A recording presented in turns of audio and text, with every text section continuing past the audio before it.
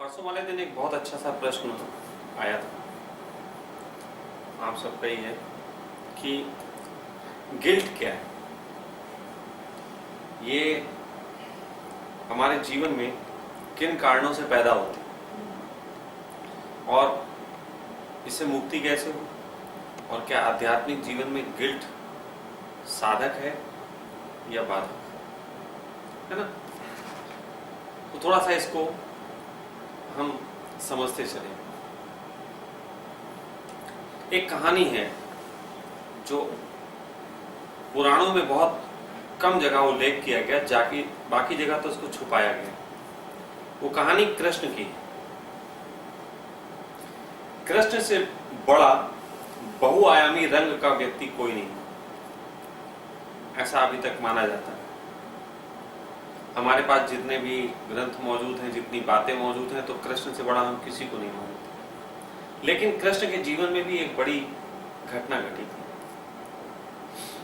कहते हैं कि कृष्ण बालक थे, थोड़ी छोटी उम्र के रहे होंगे, अपने दोस्तों के साथ खेलते थे। तो जहां वो खेला करते थे उसी जंगल में एक साधु अपनी तपस्या में बैठा हुआ था।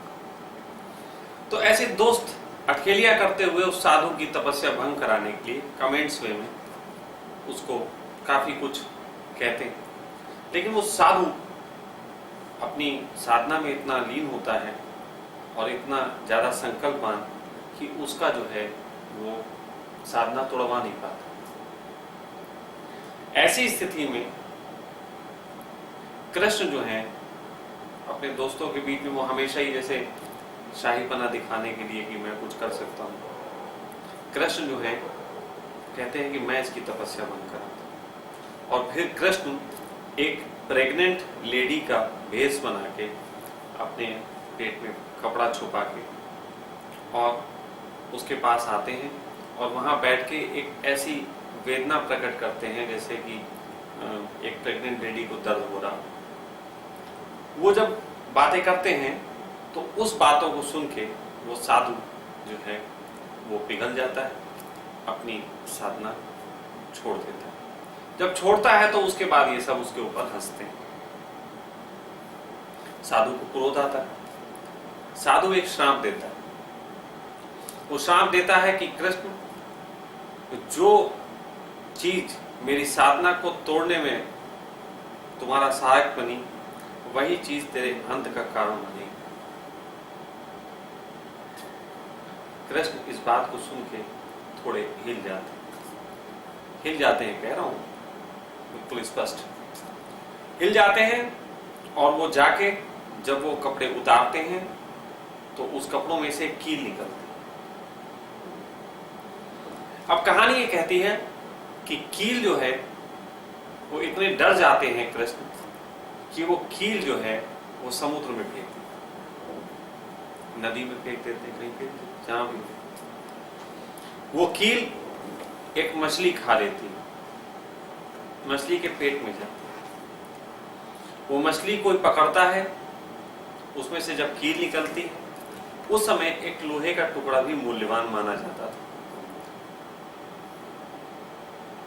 तो वो कील जो है वो एक लोहार को दे आते हैं।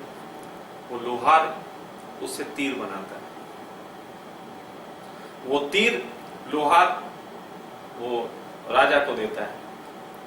और वही राजा, ये भी कहानी है कि जब कृष्ण अपने बुढ़ापे में अज्ञातवास के लिए इन सबको भेज उसको इनको पश्चाताप की यात्रा में पांडवों को भेज के खुद भी कहीं निकल गए थे, और तब एक जगह कृष्ण होते हैं और वो राजा शब्द वेदी बाण चलाता है इनकी कोई आवाज सुन के, और वो तीर इनके पैरों में लगता है। वो पैरों में लगता है, उस तीर के लगने के कारण इनको टिटनिस हो जाता है। उस समय कोढ़ कहा गया था। टिटनिस होता है, इनके पूरे शरीर में पीप भर जाता है। कृष्ण की मृत्यु उसी तीर के कारण होती है। और अंत में ऐसी तक हालत हुई है कि कहते हैं कि कृष्ण इतने सड़ गए थे, इतना शरीर गल गया था कि समुद्र के किनारे लेटे होते हैं और अर्जुन से कहते हैं कि अर्जुन तू मुझे धक्का दे के तू समुद्र में धक्का दे दे, मैं बह जाऊं ताकि मैं मुक्ति पाऊं इस शरीर से, बहुत कष्ट है, सहा नहीं जाता। तो अर्जुन जैसा व्यक्ति जो उनको भगवान मानता था, उसी के कारण गीता का जन्म हुआ, वो इंसान अपने हाथों से धक्का नहीं देता है, अपने धनुष से धक्का देता है, हाथ भी नहीं लगाता। बहुत बुरी मौत कही जाएगी इसको, लोग समझेंगे नहीं। कभी इसके और गहरे आयामों को जानना हो तो वो मैं अब तक चर्चा करूंगा, अभी मैं सिर्फ गिल्ट की बात कर रहा हूं।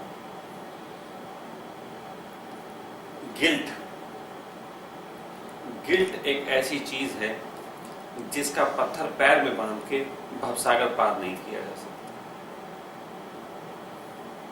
गिल्ट आध्यात्म जगत की सबसे बड़ी रुकावट है। ना अहंकार इतनी बाधा देता है, ना ईर्ष्या इतनी बाधा देती है जितनी गिल्ट देती है। क्योंकि अहंकार हो, चाहे ईर्ष्या हो, चाहे मोह हो, चाहे लोभ हो, इन सब के पीछे अगर कोई एक चीज बहुत गहरे में काम करती है तो वो गिल्ट है। सभी रोगों के पीछे गिल्ट काम करती है, लेकिन गिल्ट किसी वक्त इतनी उभर आ सकती है कि वो तुम्हारे पूरे व्यक्तित्व को ही तबाह कर दे। जैसे घुन लग जाता है अनाज में, ऐसे ही तुम्हारे व्यक्तित्व में घुन लग सकता है गिल्ट के कारण। मैंने बहुत से लोगों को ऐसे देखा जो गिल्ट का पत्थर बांधे अपनी छाती पे घूम रहे हैं। गिल्ट कई प्रकार का होता है। गिल्ट कि मैं खूबसूरत नहीं हूं, गिल्ट कि मेरे पास धन नहीं, गिल्ट कि मैं अपने बच्चों को सही से पालन पोषण नहीं कर पा रहा, गिल्ट कि मैं गुरु की जितनी सेवा करनी चाहिए थी उतनी नहीं कर पाता, गिल्ट कि मैं अपनी प्रेमिका से करा हुआ वादा नहीं निभा पाता, गिल्ट कि मैं सेक्सुअल हूं और मास्टरबेट करता हूं, गिल्ट कि मैंने फला लड़की को फला छेड़ा था और तब मैं अपराधी था, गिल्ट कि मैंने हत्या की, गिल्ट कि मैंने किसी का पैसा ले लिया और वापस नहीं किया। बहुत सारी चीजें गिल्ट बन जाती, न जाने कितने आयाम हैं गिल्ट के। लेकिन ये गिल्ट बनता क्यों, थोड़ा सा इसको समझ लेने की जरूरत है। एक चीज मैं सदा से कहता आता हूं और बहुत बार मैंने कही है कि emotion is good but emotional person is not good. Emotion अच्छे हैं, इमोशन तुम्हारे मनुष्य होने की जो शैली है उसको निखारते हैं, लेकिन इमोशन अगर तुम पूरे व्यक्तित्व में इमोशन लागू कर लो तो तुम बिल्कुल बेकार हो जाते हो। इमोशन क्या है? इमोशन है मैत्री, इमोशन है प्रेम, इमोशन है आंसू, इमोशन है हमारे भाव। ये छोटी छोटी चीज इमोशंस बनती, लेकिन इस इमोशन का जब कोई पुतला हो जाता है पूरा 24 घंटे उसी इमोशन में डूबा रहे तो वो पूरे तरीके से अपने वजूद को खो बैठता है। इसलिए इमोशन को जीना चाहिए। अब यहां पे इमोशन ऐसे जिए जा सकते हैं, उसकी थोड़ी सी बात समझो। मैं कहता हूं गाने लगाएं। आपको जिस प्रकार की मनोदशा से आप पीड़ित हैं उस प्रकार के गाने लगाएं और रो लें। नाचने का मन है नाच लें, चिल्लाने का मन है चिल्ला लें, लेकिन उसके बाद तुरंत ही वापिस आ जाए। ये थेरेपी के रूप में अच्छा है। मैं ये नहीं कह रहा हूं कि ये ध्यान है, मैं कह रहा हूं ये इमोशन का भोजन है। मैं उल्टी बात कह रहा हूं। लोग कह रहे हैं कि ज्यादा चीख चिल्ला लो तो तुम्हारे अंदर से क्रोध मुक्त हो जाएगा। डायनेमिक मेडिटेशन में लगे हुए बहुत सारे लोग 20-20, 25-25 साल हो गया, आज तक उनका क्रोध ही नहीं खत्म होता, कैथारसिस ही चल रहा है। मैं ये नहीं कह रहा हूं, मुक्त हो भी नहीं सकते। कैथारसिस कैसे ऐसे होता है? 25 साल से कैथारसिस चल रहा है। मैं इसको उल्टा कह रहा हूं। मैं तुमसे कह रहा हूं तुम 20-25 मिनट के लिए रोज तय करो, उस बीच रो, नाचो, कूदो, भोजन दो। मैं मुक्त होने को नहीं कह रहा हूं, मैं कह रहा हूं इमोशन को भोजन दो। मैंने एक बार एक जगह कहीं लिखा था कि रो लेता हूं, दर्द नहीं है, कोई भी दर्द नहीं, फिर भी रो लेता हूं, क्योंकि मनुष्यता को सूखने देना अच्छा नहीं। मनुष्यता सूख जाए ये कोई बहुत अच्छी बात नहीं। थोड़ा आंसू है मेरे अंदर, इसलिए किसी को गले लगाने की तमन्ना उठ जाती। 2 तरीके के बुद्ध पुरुष इस पृथ्वी पे हुए, एक कृष्ण जैसे, एक महावीर जैसे। महावीर इतने शुष्क हैं कि उनके पास लोग बैठना पसंद नहीं करेंगे। वो तो पता नहीं कौन सी कहानी कहती कि 40,000 लोग उनके साथ चलते थे। मुझे तो नहीं लगता। बुद्ध के साथ चलने का तो प्रमाण है, इनके साथ चलने के प्रमाण नहीं। जो आदमी बोलता ना उसके साथ क्या चले, नंगे के साथ खाली की झूठी झूठी बातें बना दी। या तो बोलते होंगे या तो बीच बीच में अपने शरीर को ढांक लेते होंगे। तो कुछ तो सौंदर्य हो जिसके कारण 20,000 लोग तुम्हारे 50,000 पीछे चले। नंगा वो भी चुप, इसके पीछे कौन चले?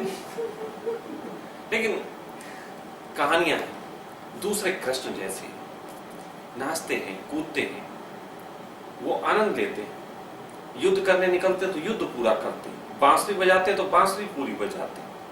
ये हैं वो जिनकी मैं बात कर रहा हूं कि इमोशन को भी बचा के रखें। लेकिन यही इमोशन को बचाने के कारण ऐसे व्यक्ति के अंदर इमोशन जब रहेगा तो यदि इमोशन ट्रैक भटक जाए तो गिल्ट बनने की बहुत संभावना रहती है। क्योंकि जिस जगत में हम जीवित हैं ऐसा संभव नहीं कि कोई भी व्यक्ति से ऐसे कर्म न होते हों जिससे किसी को ठेस पहुंचती हो ही जाते हैं।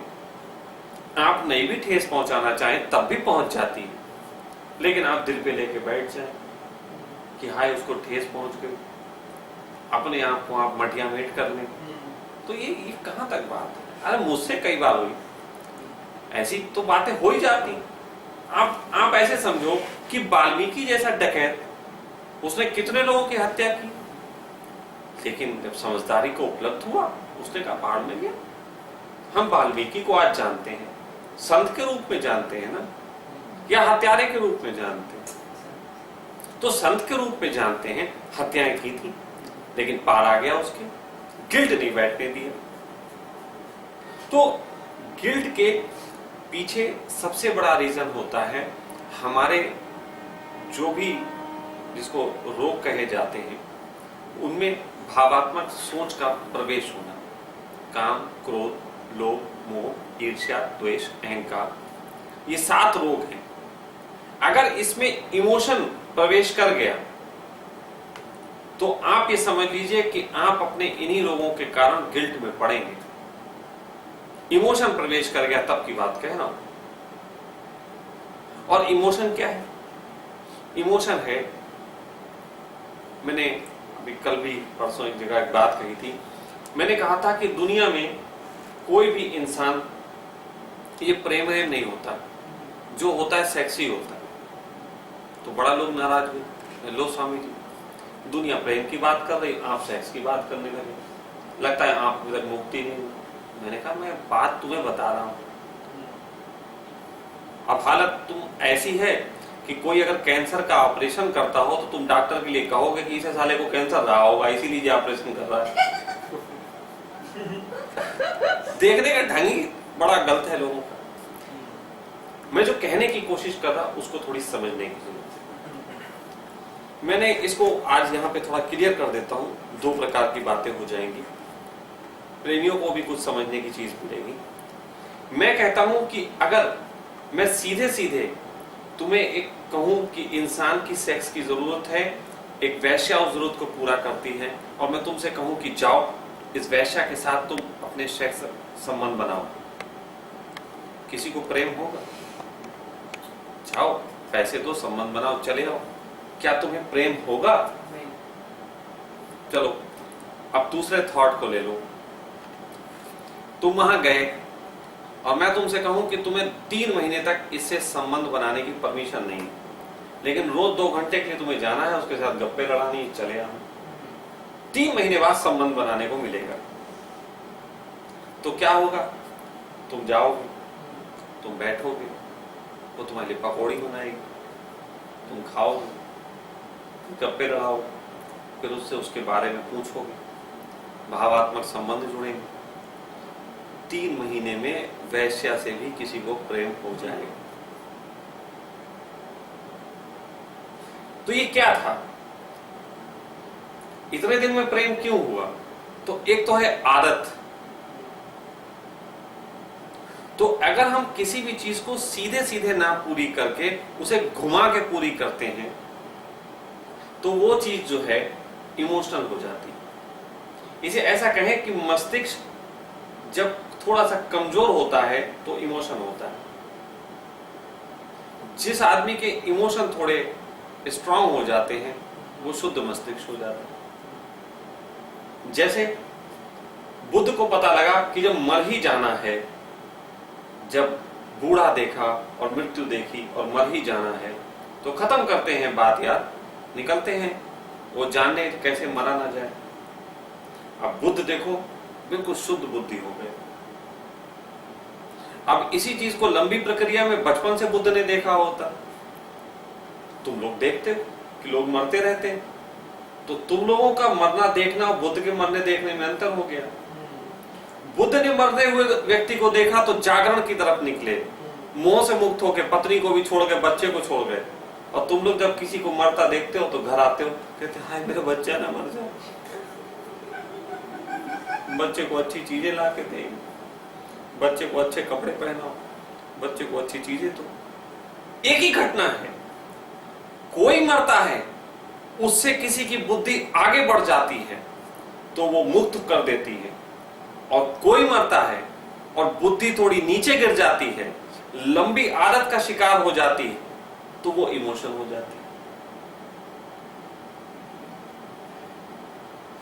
तो 2 लोगों के संबंध सेक्स के ही होते हैं, इसी को अलग अलग नाम दिए गए।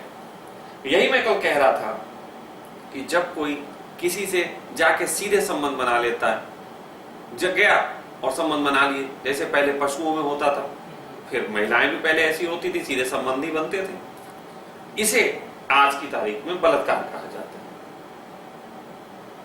फिर कोई आदमी संबंध ही बना रहा है और संबंध बनाने के लिए किसी वैश्या के पास गया तो उसे व्यभिचार कहा जाता है।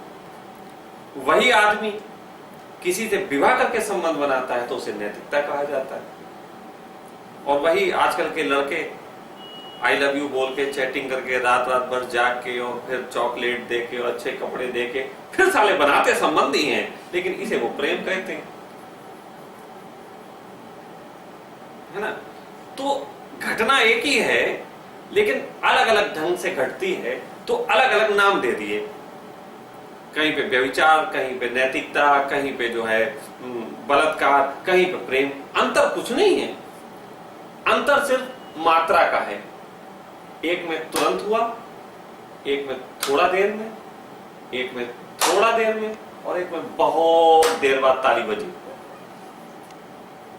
तो अब इमोशन सबसे ज्यादा बताओ, बलात्कार में इमोशन होते हैं, वैश्या के साथ इमोशन होते हैं, शादी होती इसमें इमोशन होते हैं, थोड़े होते हैं, क्योंकि शादी के लिए 2-3 महीने की तैयारी होती ना। लेकिन प्रेम में बहुत इमोशन होते हैं। और इसीलिए इमोशन को लंबा जब जिया जाएगा, किसी भी घटना को लंबा खींचा जाएगा, वो इमोशन को जन्म दे देगी। प्रेमी बड़े इमोशनल हो जाते हैं, उनके पास बहुत इमोशन के कारण है, कूद जाऊंगा, फान जाऊंगा, मर जाऊंगा, ऐसा बहुत चल रहा है। तो इसलिए उस इमोशन के कारण ही अगर तुमने किसी को वादा किया इसी इमोशन में, देखो वादा तो सही बात है सेक्स का ही, वादा तो यही है हम मिलेंगे जन्मों जन्मों का साथ। मिलना क्या, आज तक किसी इंसान ने किसी नपुंसक से तो प्रेम नहीं किया, ऐसा कोई भी इंसान से नहीं किया। नपुंसक से किसी ने ऐसा प्रेम नहीं किया। हमने ये भी एक लिख के डाल दिया था, हमने कहा था कि भाई हमारा एक दोस्त है जो नपुंसक है, सेक्स कर ही नहीं सकता, और आप लोग कहते हैं सच्चा प्रेम वो है जिसमें वासना ना होती हो, जिसमें सेक्स ना होता हो, वो तो कर ही नहीं सकता। आओ, आमंत्रण है, उससे आके प्रेम करो। वो तरस रहा है असली प्रेम को, कोई नहीं आया। तो आधार सीधे सीधे सेक्स का है, लेकिन हम उसे जब रंग देते हैं और लंबा खींचते हैं तो वो जो है फिर इमोशन हो जाता है। इमोशन का मतलब है सॉफ्ट। च्युइंगम होती है ना, च्युइंगम सख्त होती है, छोटी, उसे खींचो वो लटक जाती। सॉफ्ट किसी भी चीज को हम इस तरीके का विस्तार दे दें तो वो इमोशन बन जाती। फिर इमोशन में कुछ भूले हो जाती, वादे किए हैं तुमने, निभा नहीं पाते, गिल्ट बन जाती।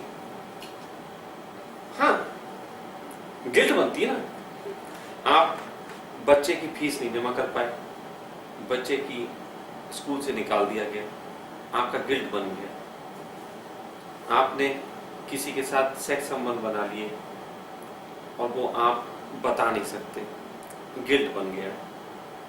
कुछ लोग मास्टरबेशन को भी गिल्ट बना लेते। कुछ लोगों ने कभी किसी से पैसा ले लिया, सच परिस्थिति ये थी उतार नहीं पाए, फिर अंदर ही अंदर गिल्ट बन जाती। बहुत अच्छे लोग होते हैं जिनके अंदर गिल्ट बनती, लेकिन थोड़े से मैं मूर्ख कहूंगा। पूर्ण अच्छाई तब होती है जब वो दूसरे का नुकसान ना करे लेकिन अपने का भी ना करे। भाई एक बड़े मजे की बात ओशो कहते थे। ओशो कहते थे कि कोई व्यक्ति अगर तुमसे कहे कि मैं तुम्हारे सीने पे छुरी रखता हूं और निकाल अपनी जेब में जितना माल है, तो तुम इसको डकैत कहते हो। और कोई ऐसे करके अपनी छुरी रख लेता है कि मैं मार लूंगा अपने आप को, पापा जी सारी प्रॉपर्टी हमारे नाम कर दो। जैसे बहुत से लोग कहते नहीं, केजरीवाल हड़ताल पे बैठ जाता है, गांधी जी हड़ताल पे बैठ जाते थे, नहीं मानोगे मैं मर जाऊंगा। अब इनको तो महात्मा कहते हो। तो बस इतना ही है कि छुरी की नोक सामने करे वो डकैत, वो छुरी की नोक अपनी तरफ कर ले वो संत। तो ये गलत तरीके की शिक्षा ने लोगों को गिल्ट से भरना सिखाया।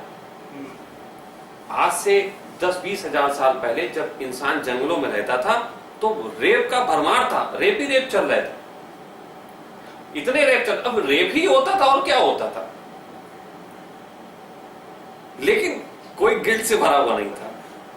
आज दिल्ली में 2 रेप हो जाते हैं, टीवी चैनल पे न्यूज आती है और दिल्ली में रहने वाले लोग गिल्ट से भर जाते हैं, क्योंकि लोग उन्हें फोन कर करके पूछते हैं कि बहुत रेप हो रहे हैं आपके यहाँ दिल्ली में।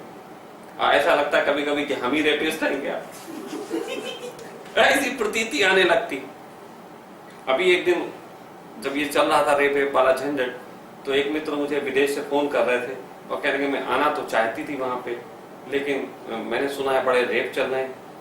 मैंने कहा रेप तो दिल्ली में बहुत चल रहे हैं, अभी मैं यहाँ पे खड़ा हुआ हूँ बालकोनी में, एक सामने ही रेप चल रहा है और एक शुरू होने वाला है। अरे यार ऐसे करके बातें होती हैं, तो ये बातें गिल्ट से भर देती हैं। बहुत से लोग इस बात से गिल्ट से भर गए। मेरे एक मित्र है, वो मुझसे कहने लगे स्वामी जी अब दिल्ली में रहने का मन नहीं करता। मैंने कहा क्या, क्यों? कहने की बड़ी बदनामी होती, दिल्ली में इतने रेप हो रहे। तो वो मुझसे कह रहे थे कि मैं तो बेच दूंगा यहाँ का मकान, कहीं और रहूंगा जाकर। हमने कहा फिर पृथ्वी छोड़ दो, मंगल पे चले जाओ, वहीं रेप नहीं होते, बाकी तो सब जगह होते हैं। तो गिल्ट से भरने के तो तमाम कारण तुम्हारे पास मौजूद हैं, लेकिन गिल्ट से ना भरा जाए इसका उपाय, वो उपाय ही मैंने तुमको कहा कि इमोशन को जियो, लेकिन थोड़ा हट जाओ। इमोशन को जियो, अभी नाच रहे हो, अभी कूद रहे हो, अभी तुम बहुत मस्त हो, नाच रहे हो, आंसू बह रहे हैं, और फिर अचानक तुम अपने अंदर परिवर्तन लाओ। जैसे बचपन में गेम खेलते थे, स्टॉप, तो ऐसे ही अपने अंदर एक स्टॉप लगाओ, स्टॉप, और फिर एकदम सब छोड़ दो, इमोशन छोड़ो, आंसू छोड़ो, सब बकवास छोड़ो, और फिर अपने काम पे लग जाओ। मुझसे लोग कभी कभी समझ नहीं पाते मुझे, मैं अचानक गालियां दे रहा होता हूँ फिर बातें करने लग जाता हूँ सही से, तो मुझे लोग समझते हैं कि ये सारा नौटंकी बाज है। ये अभी तो गाली दे रहा था, अभी तो ठीक से बातें करने लगा। बात ये नहीं है, गाली तो जिस वक्त दी जाती है गाली को कारण होता है, वो गुस्सा करना होता है, लेकिन मैं गुस्से में उलझा हुआ थोड़ी ना हूं। गुस्सा क्या, अभी प्रेम करने लग जाएंगे, इसमें क्या देर लगती भाई। तुम क्या हो, तुम ऐसे कहते हो, अभी गुस्सा होते हो, गर्म होते हो, धीरे धीरे धीरे धीरे धीरे धीरे ठंडे पड़ते हो बहुत देर में। वही तो इमोशन है, धीरे धीरे ठंडे होते हो। अब मैं एकदम ठंडा हो जाता हूं, मैं भी गुस्सा हुआ भी ठंडा हो गया। अभी प्रेम कर रहा था, अभी गुस्सा भी कर सकता हूं। ये भी कोई जरूरी नहीं कि प्रेम कर रहा हो तो गुस्सा नहीं हो सकता, तब भी हो सकता हूं। और प्रेम करने के बाद गुस्सा होना तो बहुत आसान है, बहुत जल्दी हो जाता है। इसलिए कह रहा हूं कि अगर तुमने कुछ दिनों तक ऐसे प्रयोग किए, मैं कहता हूं 3 महीने एक संकल्प के साथ ऐसे अपने, आजकल तो तुम्हारे सबके पास मोबाइल है, अलार्म लगाओ, एक टाइमिंग उस पर नोट करो 10 मिनट, और उसमें डाल लो एंगर, है ना, लविंग, डांसिंग, इमोशनल, तो अलग अलग भाव जो तुम्हारे अंदर उठते हो। क्रोध का उठता है, क्रोध का डाल लो, प्रेम का उठता है, प्रेम का डाल लो, मास्टरबेट करने का उठता है, वो भी डाल लो, कोई दिक्कत नहीं है। सब अलग अलग तरीके के भाव डालो, और वो सारे भाव को अलार्म के टाइम पे, जैसे अलार्म बजा उस भाव को शुरू हो जाओ। शुरू में लगेगा तुम बकवास कर रहे हो, शुरू में लगेगा तुम पागल हो गए हो, ये क्या स्वामी जी की बात मान ली, लेकिन अगर तुम कुछ दिन तक उसको करते रहे और 10 मिनट बाद जैसे ही वो अलार्म बंद हो, तुम्हें लगे टाइम हो गया, वैसे ही एकदम उससे बाहर आ जाओ, फिर सामान्य हो जाओ। 3 महीने तक अगर तुम ऐसा करो तो तुम्हारे व्यक्तित्व में एक नया व्यक्तित्व जन्म लेगा जो तुम्हें गिल्ट से नहीं भरने देगा। गिल्ट से भरा व्यक्ति आध्यात्मिक यात्रा तो दूर, सांसारिक यात्रा भी नहीं कर पाता। और मैंने कृष्ण का उदाहरण इसलिए दिया कि उससे बड़ा कोई उदाहरण नहीं हो सकता। कृष्ण भी गिल्ट से भरे, बाकी किसी वक्त भी वो गिल्ट से नहीं भरे, लेकिन इस बात में वो गिल्ट से भरे। और इसका प्रमाण है उनका कील का फेंक देना। क्यों फेंकी कील?